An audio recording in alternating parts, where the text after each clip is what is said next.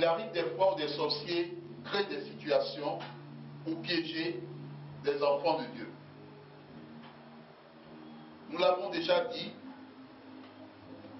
sachons à qui nous donnons de l'argent. Même lorsque nous rencontrons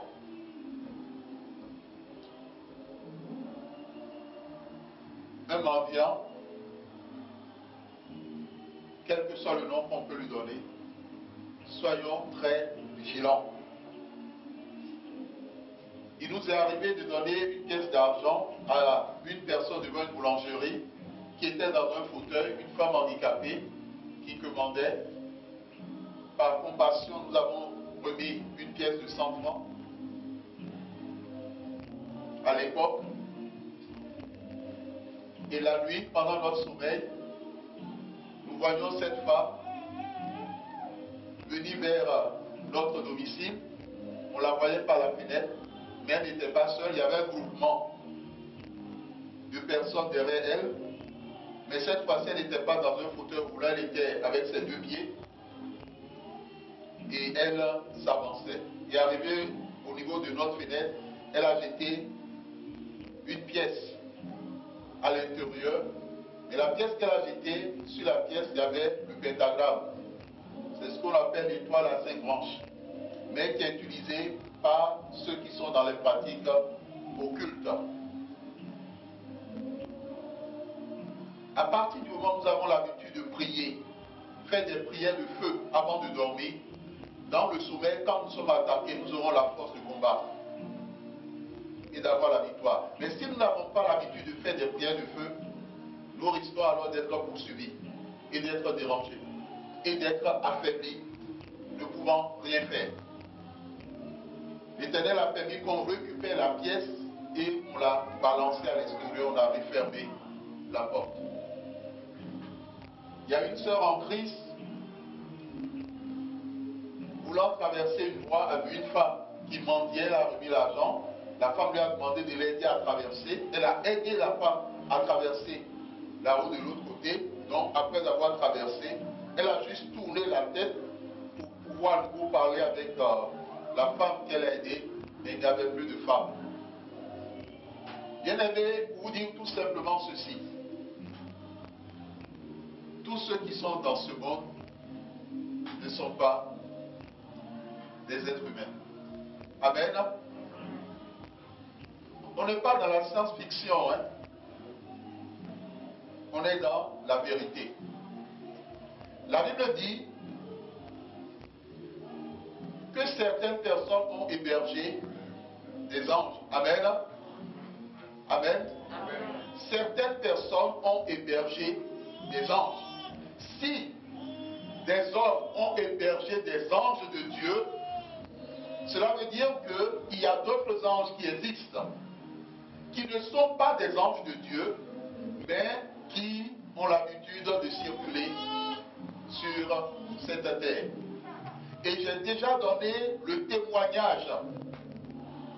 J'ai donné le témoignage lorsque j'ai étudié le livre Comment être le chrétien et la victoire sur les maris de nuit, esprit des eaux, mari ou femme de nuit.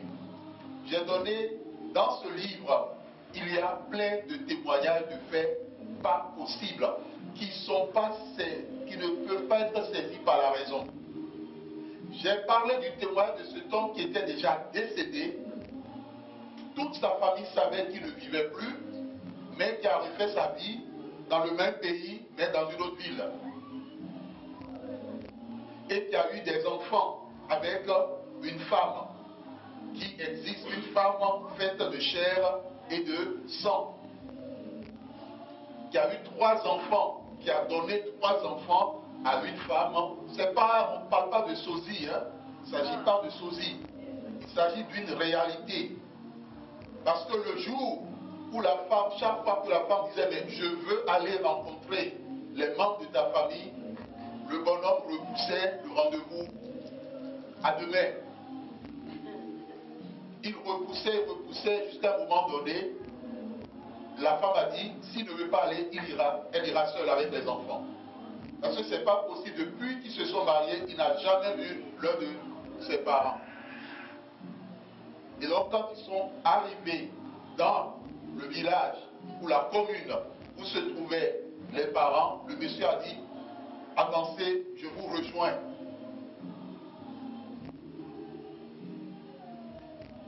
Ils sont entrés, ils ont demandé, bon, où est la propriété de telle personne, on leur a indiqué.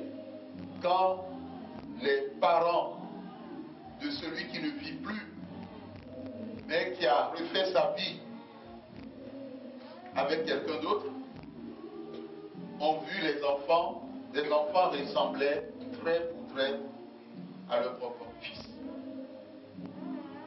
Et quand la femme leur a dit, bon, je suis venu avec mon mari, votre fils, pour vous rendre visite et vous présenter vos petits-enfants, les parents pensaient que c'était une blague. On dit, mais quelle est cette histoire? Ils ont dit, mais il est mort depuis des années. Ils ont montré la photo, ils ont dit, vous êtes sûr que c'est telle personne? Il dit, oui, c'est la personne. Amen. Bien-aimés dans le Seigneur. Des situations par rapport à la nourriture, des situations par rapport aux incantations, pour toucher les destinées, pour toucher les victimes, pour toucher la vie des gens. Nous devons faire très attention.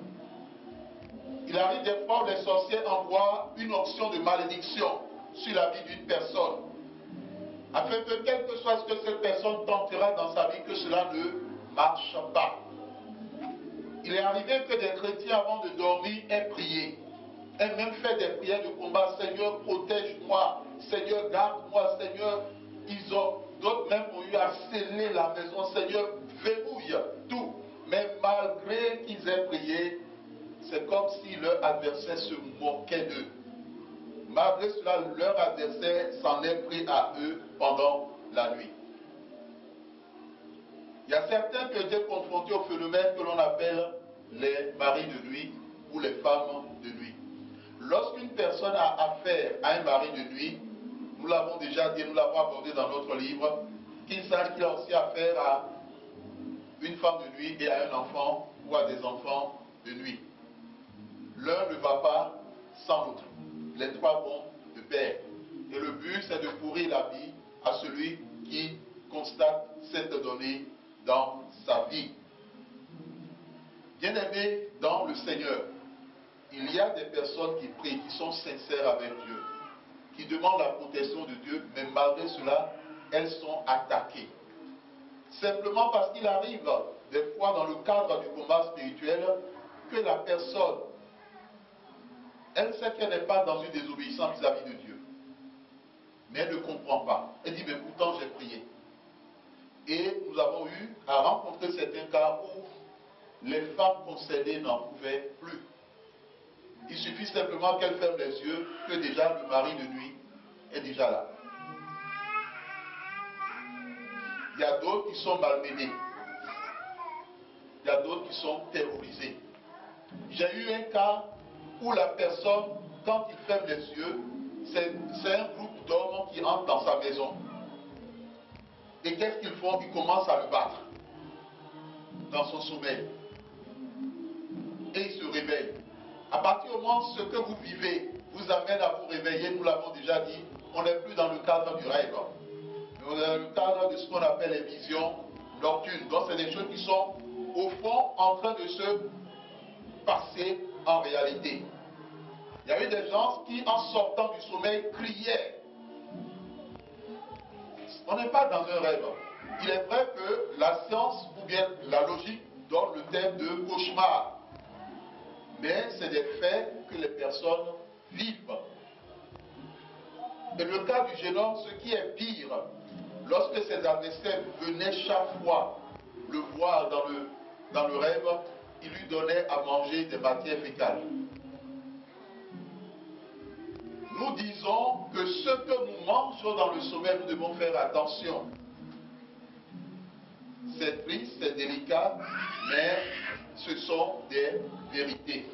Et ce sont des choses que des personnes ont vécues. Bien-aimés dans le Seigneur, l'onction des ténèbres. C'est une onction de malédiction. Lorsqu'elle est libérée sur une personne, quelle que soit la prière que fera la personne, sa prière ne dépassera pas le plafond de son appartement. C'est comme si elle n'avait rien fait. Et donc le problème, ce n'est pas à votre niveau. C'est simplement parce qu'une onction de malédiction a été libérée. L'onction de malédiction est libérée sur votre vie de prière, sur vous, sur vos armes, les armes que vous voulez utiliser pour combattre. Alors toutes ces armes, y compris vous-même, vous devenez inefficaces. Et donc tout ce que vous tentez ne donne rien.